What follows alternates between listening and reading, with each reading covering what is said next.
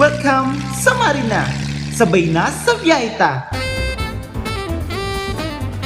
Your host, Lawrence Obido. And I am your co-host, Jafat Flores. Marina, sabay na sa biyahita. Pasain kaya ang biyahita, ngunya na aldaw.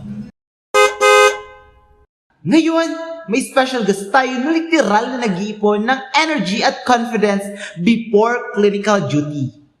May lip tint, hairband, pero laging may steady heartbeat.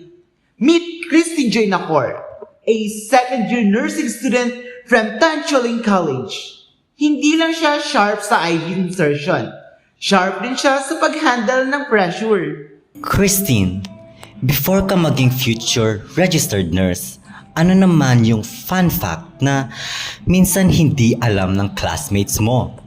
Like, ano yung little ritual mo before pasok or duty na parang secret weapon mo? About me, lagi sinasabi ng mga klase ko like, Tin, bakit parang lagi kang kalmado? Pero, guys, mukha lang akong kalmado sa duty pero internally, ganun. Like, sinasabi ko, Lord, ikaw na bahala. Like, yun. And, rituals, I can't really think of a ritual na ginagawa ko. Pero, there's this one thing that's more powerful, which is prayer. I always pray every time na papasok ako. And I hope this day would not be a waste and madami akong ma-acquire na knowledge. Kasi, yun naman yung importante, di ba? Ay, oo, totoo yan. Even my partner here, Lawrence, ang una niyang weapon na pinipili palagi is his prayer. Diba? Now, Christine, how about you introduce yourself first?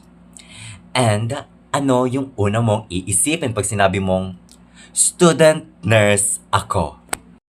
Hey guys, it's your girl, Christine, your student nurse from Tanchu. Just been cap and pin this last November. So kapag sinasabing student nurse ako, una talagang pumapasok sa isip ko is pagod.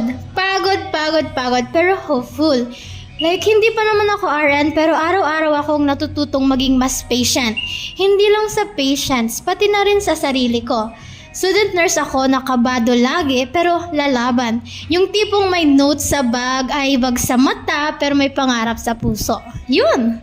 Ano yung isang funny or awkward moment mo sa clinical area na naging story mo ngayon? Ay, hindi ko talaga to makakalimutan. First ever hospital rotation namin. Like, from Ret Dem, biglang naging real patient. As in, may tunay na kaming taong hahawakan. Like, ganito kasi yun. Like, yung CI namin nun, 10 a.m., sabi niya, i-orient niya muna kami. Tapos, sabi niya, mga, like, saktong 12, kailangan namin kuhanan ng vital signs ng patient. So, as a student nurse, like, hindi pa namin alam kung paano ba yung galawan nila sa hospital noon. So, nag-ask kami sa isang CI namin from Tanchuling na, Ma'am, paano ba to? Like, kailangan ba namin kasama yung nurse na magbabantay sa amin during the rotation or kami-kami na lang? So, nagkakagulo talaga kami noon, as in. So, sinamahan pa din kami noon ng CI. So, nung turn ko na kukuha ng vital sa patient, syempre, grabe yung kaba. Sobrang kabog ng dibdib. Pero hindi pa rin nawawalan yung excitement nito. So, ako na nga. Sinamahan ako pumasok ng room ng pasyente. Sabi sa akin ng CI, pwede mo na kuhanan ng vital signs yung patient. Tapos, nawindang ako kasi hindi ko man lang dala yung mga paraphernalias ko. Wala akong dalang any BP apparatus, stethoscope, or anything, ganon. Like, so tumakbo ako palabas, like, nakakahiya sa pasyente. And yun na nga, bumalik na ako. Eto naman, akala ko tapos na yung kalbaryo. Tapos biglang, may kasama kasi kami no na isang 4th year student na nag-medicate din. Tapos sabi ko, ate, wala po ako naririnig. Kasi, hindi po gumagana yung stet ko. Tapos, chinek niya. Sabi niya, nakasarado eh. Paano mo naman maririnig yung pulso? Nakasarado. Grabe yung hiya ko no, like grabe, super. So yun yung pinaka nakakaya, hindi ko makakalimutan na awkward moments and lesson din sa akin na laging i-check ang paraphernalias kapag papasok sa room ng pasyente. Paano ka naman naging interested sa nursing? May spark ba talaga or more on practical choice? Simula bata pa talaga ako, nursing na yung gusto ko. Like, hindi ko ma-explain dati kung bakit, pero ngayon alam ko na. May kakaibang fulfillment yung nandun ka sa weakest moments ng isang tao. Hindi ka superhero, wala kang superpowers, pero yung presence mo, like, malaking bagay na yun para sa kanila. Yung simpleng paghawak ng kamay, pakikinig, or simpleng pag-care lang, nakakagaan ng loob. And nung time na yon, doon ko na-realize yung gusto kong maging parte ng healing kahit pagod ka. You know what, partner Japat? Alam naman natin na ang ganda talaga tignan ng white uniform, right? Pero yung buhay niya, hindi laging aesthetic, di ba? Pero I'm just curious, Christine. Second year ka na, di ba? Medyo stable na rin ang routine mo. Pero ano talaga yung mga bagay na nagsisigaw sa utak mo every night tuwing may duty ka? Like, yung tipong gusto mong huminga, pero may exam bukas, may requirement, tapos may bahay pa rin kailangan mong balik-balikan. Paano mo inaayos yung mental load? Ano yung pinakamahirap mong part bilang isang student nurse? Sa academics, clinicals, or balancing home life? Academics talaga, yung pinaka-struggle ko. Like, alam mo yung kahit nag-review ka na ng bonggang-bongga, may notes, may prayers, tapos paglabas mo ng exam room, shit! Humble era ka, be! Nakakapanghina naman kasi minsan, no? Mapapaisip ka naman, nag-aral naman ako bakit ganun? Pero natutunan ko na hindi yun basihan ng talino sa exam. And natanggap ko na rin na it's just part of the journey and the process. And sa home life naman, nagbo-board kasi ako and mahirap din talaga. Yun nga, galing school, pagod ka, and wala sa'yo magsasalubong na yung mama mo and papa mo na may kakainin ka sa bahay. Like, ikaw pa niyo mag-prepare ng pagkain mo, mag-aayos, lahat. Kaya nakakapagod din talaga. May moments ka ba na naisip mong parang ayoko na? Ano yung nangyari after that? Meron, syempre. Hindi ko na yun i-deny. Like, gabi-gabi, like, nakatulala ka na lang sa kisame. Iniisip ko, worth it pa ba? Tama ba tong path na tinatahak ko? Pero kinabukasan, babangon ka pa rin. Kasi kahit pagod ka na, may part sa'yo na ayaw mo sumuko. Minsan hindi dahil malakas ka, kundi dahil may pangarap kang ayaw mong bitawan. Every time na naiisip ko yon, ganong moments, I always look back to my little self na so eager na makapasok sa nursing school and yun, bangon ulit na parang hindi lang nag-breakdown.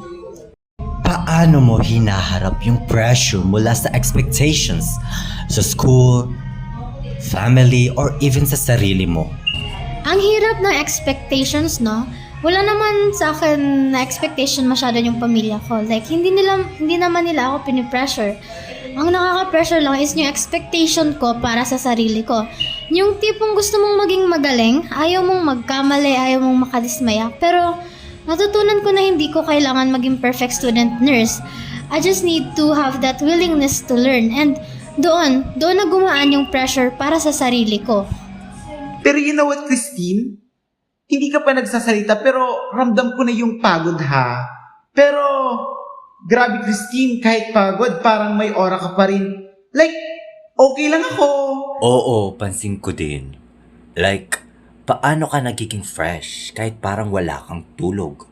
I would like to ask, ano yung mga small wins mo every day para hindi ka ma-burn out? Ang dagdag ko lang, kasi alam mo, minsan yung paglalagay ng lip tint or pagtali ng hairband, parang armor na yon. Diba? May ganun ka bang armor na ginagawa mo para feel mo, I am ready? Armor? I think dressing neatly and confidence, yun yung armor ko. Kasi when I have that, I can move freely and I have that feeling na I can do well today. Ano yung simple habits mo na parang self-rescue during busy days? During busy days, I tend to pause. Kahit 1 minute lang, hihinto ako, hihinga, tapos sasabihin ko sa sarili ko or itatanong na, okay ka pa ba? Tuloy lang, you did well today. Yung simpleng bagay na ganon, pero yung malaki ng tulong. Paano mo sinisigurong meron ka pa ring me time? Kahit man lamang 10 minutes. Every time may natatapos akong activity, kahit maliit lang, I tend to reward myself. Minsan, watching dramas, eating my favorite food, but mostly tulog kasi yun talaga yung kailangan ko. Importante lang kasi na marunong kang mag-celebrate ng progress mo kasi nakakatulong din yun sa iyo. Meron ka bang skincare routine? Mindset hack or kahit favorite drink na parang lifeline mo? Skincare ko, simple lang. Hilamos at dasal. Just kidding. I do have a skincare kasi si ate mo girl is acne prone and yung hormone ko is naga-fluctuate. Pero lifeline ko talaga is yung mindset na hindi ko kailangan maging okay palagi. Okay lang mapagod basta babangon ulit. By the way, partner, madami ding mga nakapasang nurse na galing sa Tancholing College. And dahil nandito ka na, hindi ka na bago. You've survived exam, awkward patient interaction, at yung tipong, naku, bakit ako nandito? And I know na minsan tinatanong mo din yung sarili mo, Christine. So, ano yung mga tips mo para sa mga susunod sa iyo? I mean, to those student who is also want to become a student nurse. Kasi alam natin, ang nursing hindi lang memorization. Kailangan natin ng clear mind, healthy body, at stable heart. Paano mo kinikip ang tatlong qualities na yon? Yes, you are right. Those three is indeed crucial for a nursing student. Kailangan talaga ng clear mind, healthy body, at stable heart. Kinikip ko siya by taking care of myself. Yes po, you're right. Nursing student tayo, kaya we should know na without proper rest, we can't do things properly and we tend to be not productive. And kung kaya naman is mostly di tayo satisfied, di ba? Kaya we need to put ourselves first din naman para yung mga ginagawa natin is talagang masasatisfied tayo. Ano yung isang study or time management trick na effective talaga sa'yo? Alam niyo yung study hack na yung parang may tinuturuan ka kasi doon ako natututo yung parang may tinuturuan kang bata and you explain the topic in the most simplest term kasi by that, alam mo yung topic is naiintindihan mo talaga siya. So yun yung study hack ko. And sa time management naman, I just have to know my limits. Kasi hindi lahat kaya mong aralin in one sitting. So mas okay kung konti pero consistent ka sa ginagawa mo. Kaysa yung aral ka ng aral pero sabog ka and pagod lang yung nakukuha mo nun. Paano mo pinoprotect yung mental health mo sa toxic culture, minsan sa school or sa clinical area? Okay, so pinoprotektahan ko yung sarili ko or mental health pala by surrounding me with those people na kaya kong i-uplift. Yung people na tipo bang nasa lowest moment ka pero kasama mo pa rin sila. Hindi lang sa lahat ng masasayang moments, ganun ba? And hindi lahat ng negativity kailangan mong saluhin. At natutunan ko ding okay lang humingi ng tulong. So we just need really to surround ourselves with the right people. Kung may advice ka sa sarili mo noong first year ka pa, ano yon? Advice? I think advice ko is read a lot of books and have that eagerness to learn and to wag maging tamad.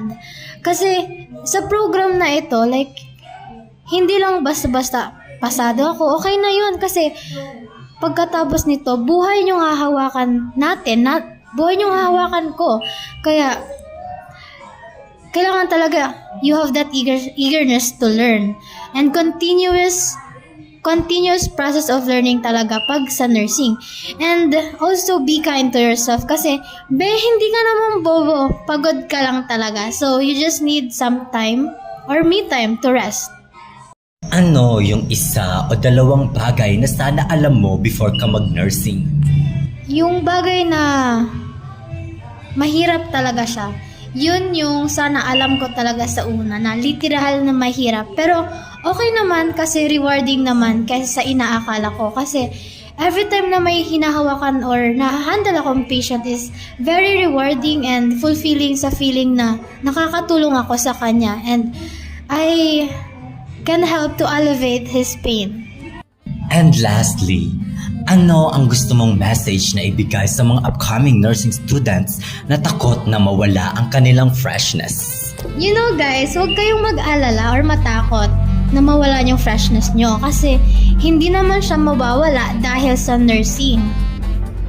Mawawala lang yun if you forgot to at least take a moment to decompress and alagaan naman ang sarili. We are future nurses, so dapat sa atin pa lang nai-embody natin yung self-care. Paano tayo mag-aalaga ng ibang tao kung sarili natin wala sa maayos na kondisyon, right? Mapapagod ka, oo, pero magiging mas matatag, mas maunawain at mas matututo ka sa sarili mo. Padayon lang guys, kaya natin to. Go! Thank you so much, Christine Joy. From your hairband to your steady heartbeat, you just showed us that polish isn't about perfection. It's about showing up even on your messy days. Thank you guys for having me. You just made my day. Once again, I am Christine Joy Nacor, your Tanchuling student nurse. Whether you're in nursing, studying, or just trying to stay fresh in life, tandaan, okay lang mag-struggle. Basta may lifted ka man o wala. Ha, joke lang. Pero seryoso, care for yourselves. Tune in next time, sabay na sa biyay ta. Because no journey is too heavy when you take it together. Bye for now!